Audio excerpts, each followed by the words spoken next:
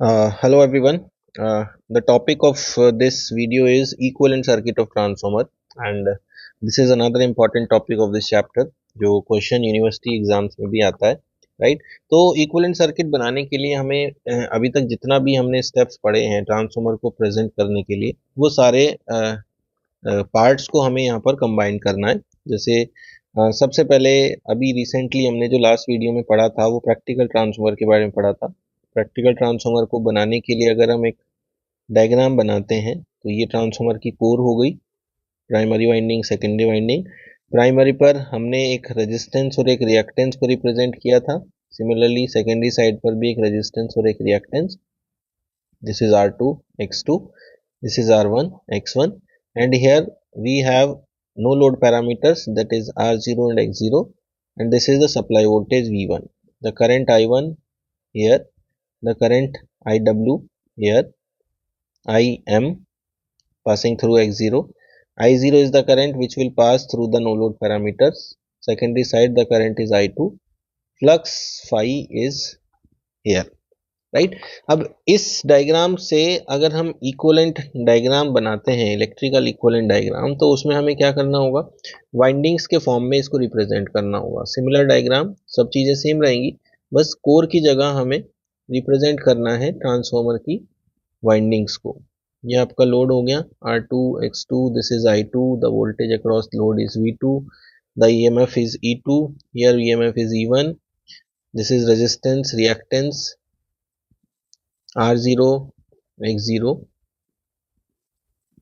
no load parameters R1 X1, supply voltage V1, current I1, current I0। ठीक है, तो ये इलेक्ट्रिकल इक्विवेलेंट डायग्राम हो गया। अब हमें यहाँ से चीज़ों को आगे प्रोसीड करना है। एक अप्रॉक्सीमेट इक्विवेलेंट सर्किट अगर हमें बनाना है, हमें इन सारे कंपोनेंट्स के मीनिंग पता है। हमने प्रीवियस टॉपिक्स में देखे हैं कि ये सारे कंपोनेंट्स क्या हैं, क्या इनके रिलेशंस हैं और कैसे हम इनको फाइंड आउट करते हैं, वो सब चीज़ें हम ऑलरेडी देख चुके हैं, राइट।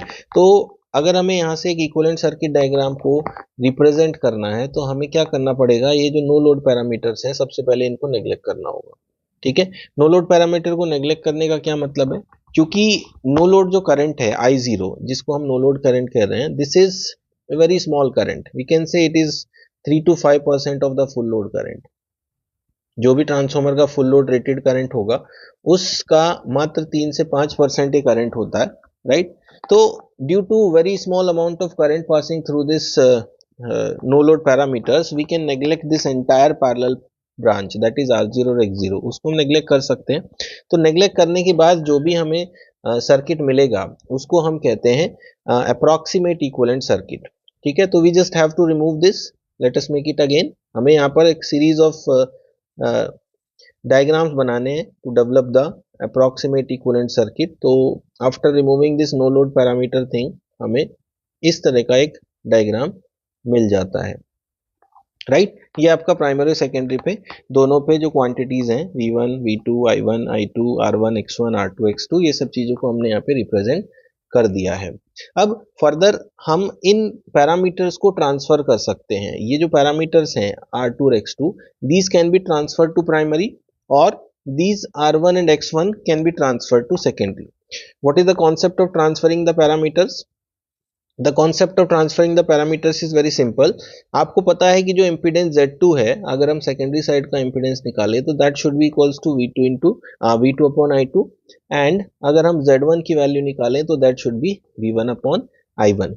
तो from here if you want to calculate Z2 upon Z1, that will be equals to V2 upon I2 divided by V1 upon I1, that will give you V2 I1 upon V1 I2।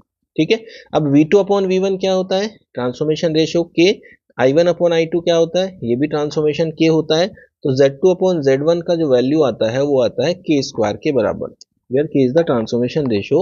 और आप कह सकते हैं कि Z2 की value है K square times of Z1। That means अगर हमारे पास एक Z1 इम्पीडेंस है प्राइमरी साइड का और आप उसको Z2 के इक्विवेलेंट बना रहे हैं, मतलब यू आर ट्रांसफरिंग दिस। हमने क्या किया है, हमने ट्रांसफरिंग टू सेकेंडरी किया है। हम प्राइमरी इम्पीडेंस को सेकेंडरी के इक्विवेलेंट बना रहे हैं, तो that will B multiplied with K square, and अगर हम Z1 के टर्म्स में जानना चाहते हैं तो that will be equals to Z2 upon K square. तो कोई भी ऐसा पैरामीटर और एलिमेंट जो इम्पीडेंस से रिलेटेड हो, जैसे यहाँ पर R1 है, R2 है, X1 है, X2 है, अगर इनको ट्रांसफर करना है प्राइमरी टू सेकेंडरी या सेकेंडरी टू प्राइमरी, तो that can be done with the help of transformation ratio.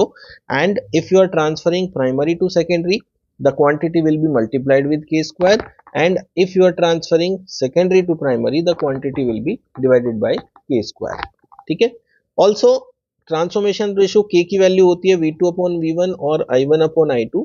यहाँ से आप वोल्टेजेस और करंट्स को भी ट्रांसफर करके देख सकते हैं। जैसे वोल्टेज के लिए हम कह सकते हैं कि जो सेकेंडरी इक्वलेंट बनेगा प्राइमरी साइड का वोल्टेज का, वो बन जाएगा k टाइम्स ऑफ V1।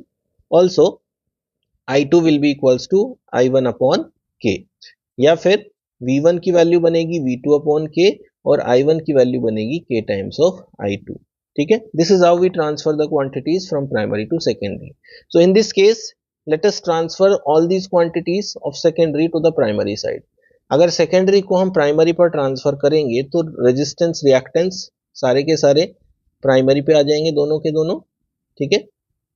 कुछ इस तरह से आपका जो लोड पैरामीटर है वो भी प्राइमरी पे आ जाएगा। अगर आपका जो लोड था वो ZL है, तो अब आपका जो ZL हो जाएगा वो ZL डैश हो जाएगा। ZL डैश की वैल्यू हम प्राइमरी पे ट्रांसफर करके लिख सकते हैं ZL अपॉन के स्क्वायर। जो V2 था वो हो जाएगा V2 अपॉन K। ठीक है। जो I2 था वो हो जाएगा K times of I2।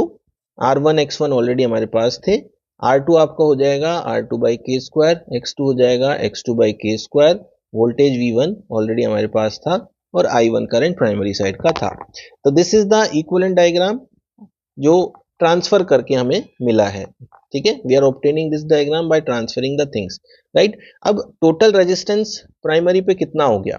Total resistance हो गया आपका R1 पहले से था और R2 बाई के स्क्वायर अभी अभी ट्रांसफर होके आया है।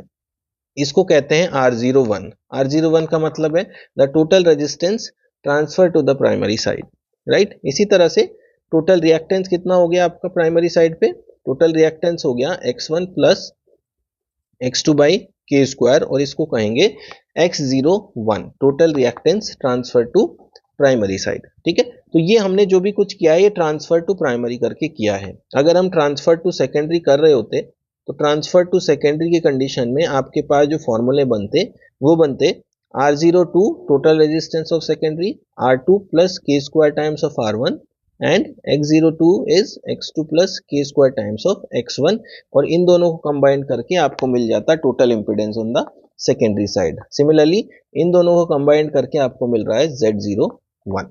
ठीक है। तो ये सारे कंपोनेंट्स हैं जो ट्रांसफर करके हम ऑब्टेन कर सकते हैं, और after developing this equivalent diagram transferred to primary or transferred to secondary, we combine these things और एक finally एक approximate equivalent circuit हमें मिल जाता है जिसमें रेजिस्टेंस हो जाता है आपका R01, रिएक्टेंस हो जाता है X01, ये है आपका सप्लाई वोल्टेज, ये है आपका V2 अपॉन K, ये है K टाइम्स ऑफ I2। ठीक है। तो इस सर्किट को हम कहते हैं equivalent circuit diagram of the transformer referred to primary side. तो in this process to write the answer, हमें जितने भी स्टेप्स हमने यहाँ पर डेवलप किए हैं इन सारे स्टेप्स के बारे में सारी चीजें डिटेल में बताते हुए चलना होगा। ठीक है। कौन सा पैरामीटर क्या है, किसको क्या कहते हैं, कौन सी क्वांटिटी कहाँ से आ रही है, क्या उसका रिलेशन है, ये सब चीजों को बनाते हुए इसको हमें प्रॉपरली लिखना है इस क्वेश्चन के आंसर करने के लिए, राइट।